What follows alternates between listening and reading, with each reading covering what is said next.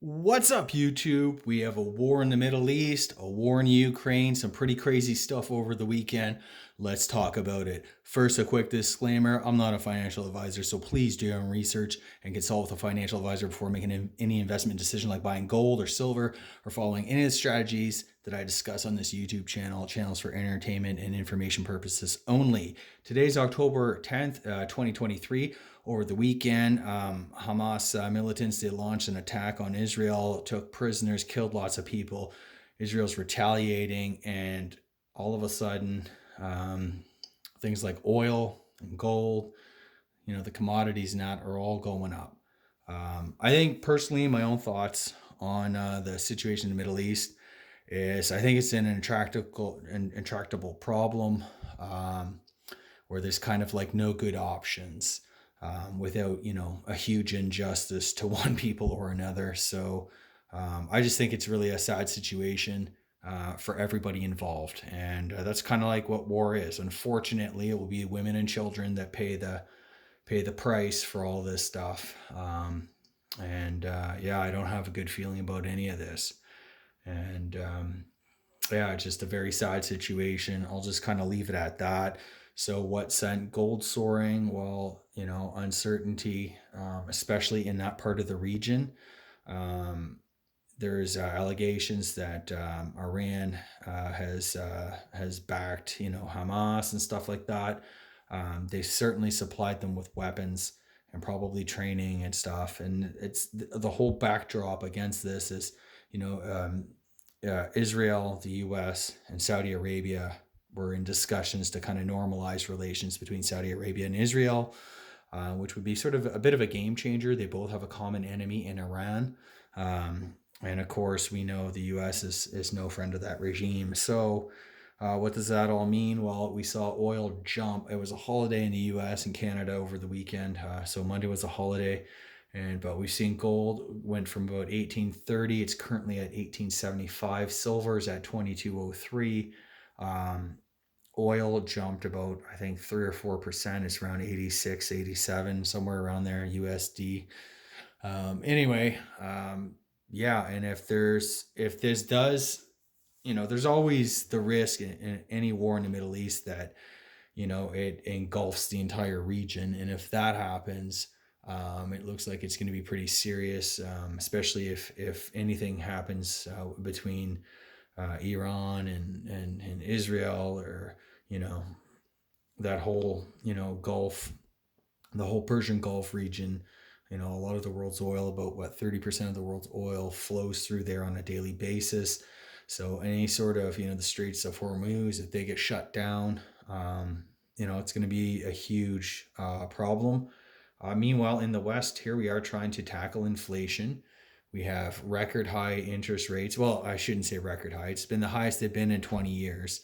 Um, so there's kind of no good news. People were a bit hopeful and optimistic that the Fed will, start to lower interest rates once inflation comes under control.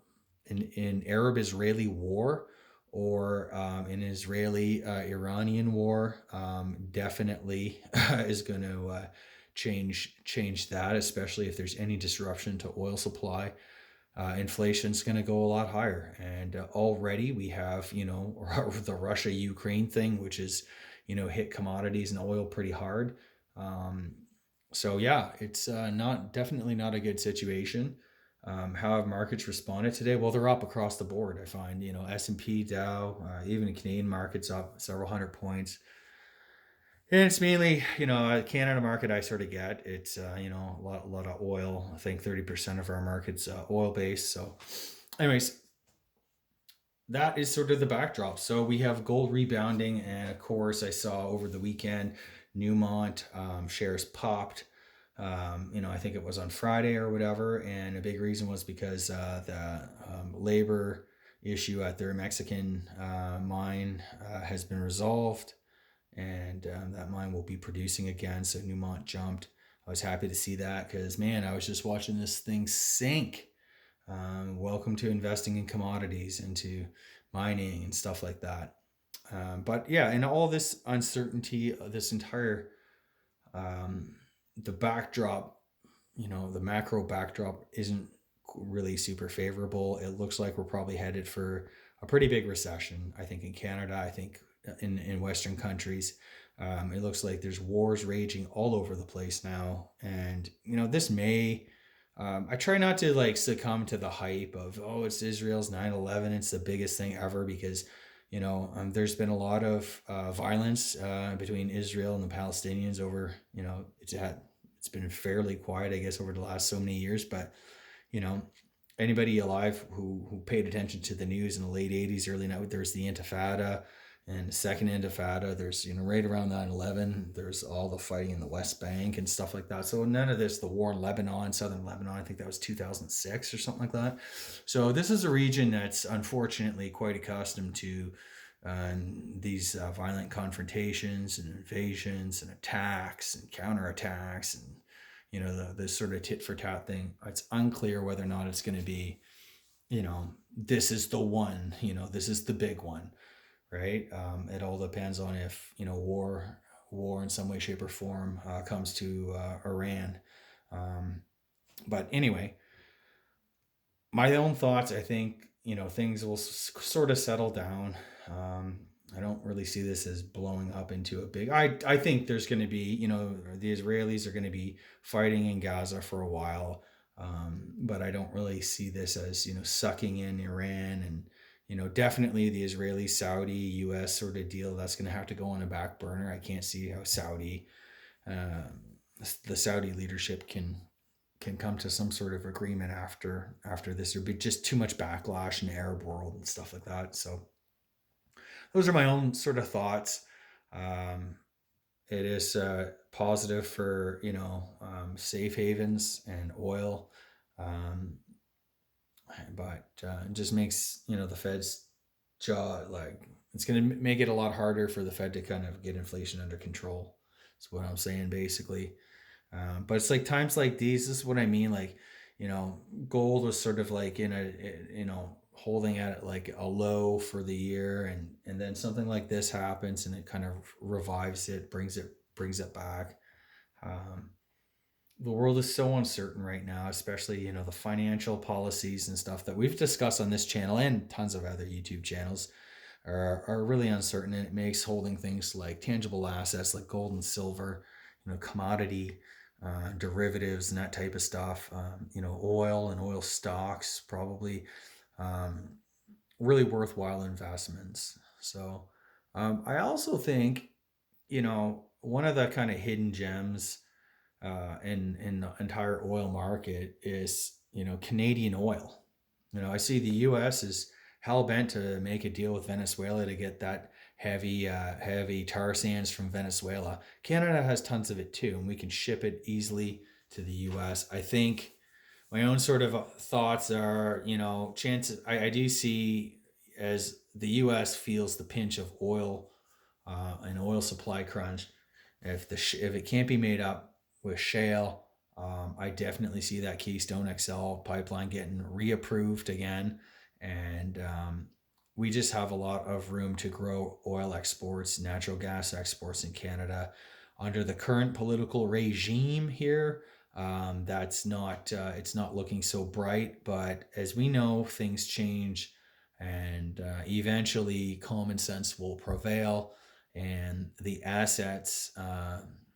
energy assets in Canada will prove that will prove their value once again to the Canadian economy and to the global economy. I think so. I'm not saying this is happening tomorrow, and it never does. Right now, under the current liberal regime in Canada, all energy assets are vilified. But I think slowly, as inflation rages, as these unnecessary carbon taxes further erode and destroy the middle class and the lower class, and that I think more and more people will soon wake up to the reality that we are well endowed with an abundance of natural resources and energy resources, and why should we be paying these like you know unnecessary climate taxes and stuff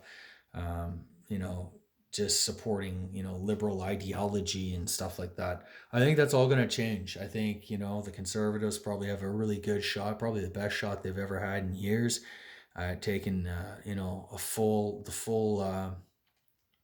leadership of our country. And a lot's going to change on the energy front soon.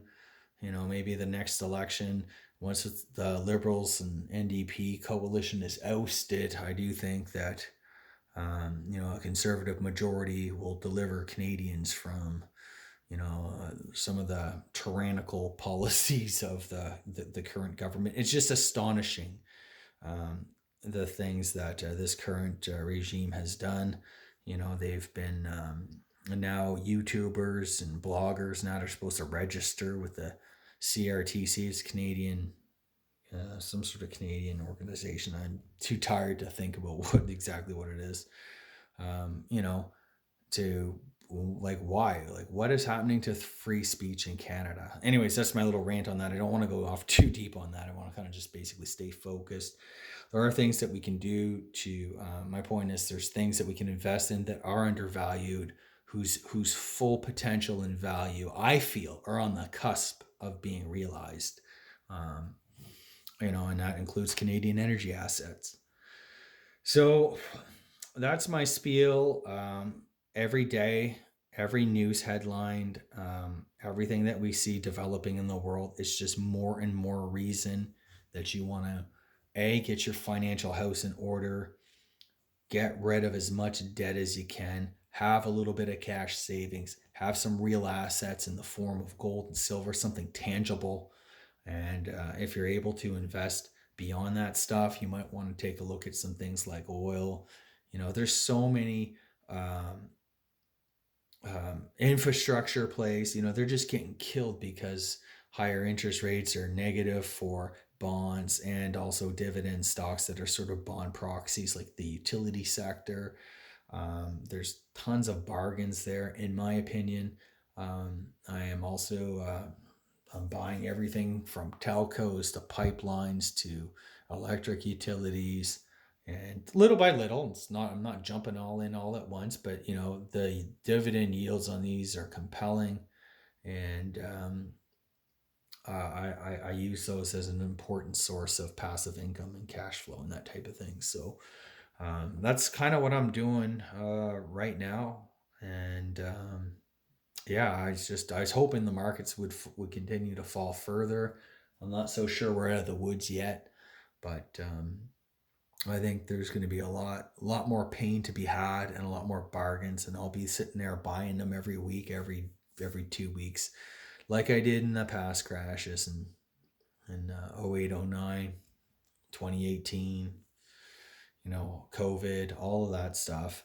Um, depending on what you're buying.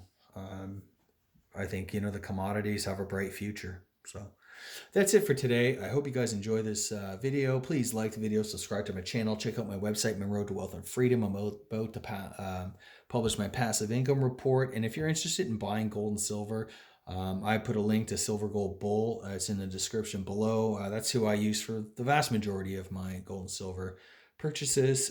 They do price match and secure shipping to your doorstep and all that good stuff. Thanks so much, everyone. Cheers.